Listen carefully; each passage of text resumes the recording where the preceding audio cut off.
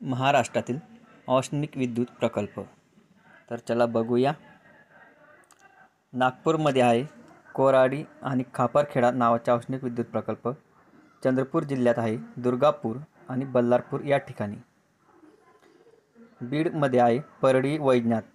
मुंबई उपनगरमध्ये आहे तुर्भे औष्णिक विद्युत प्रकल्प। यानंतर पालघरमध्ये डहाणू या ठिकाणी आहे। ठाणेमध्ये चोला, नाशिकमध्ये एकलहरे या ठिकाणी औष्णिक विद्युत प्रकल्प आहे।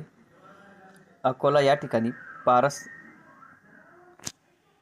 औष्णिक विद्युत प्रकल्प आहे। रायगड जिल्ह्यात उरण औष्णिक विद्युत प्रकल्प आहे। जळगाव जिल्ह्यात फेकरी येथे औष्णिक विद्युत प्रकल्प आहे आणि रत्नागिरी जिल्ह्यात दाभोळ आणि धोपावे या दोन ठिकाणी औष्णिक विद्युत प्रकल्प आहे।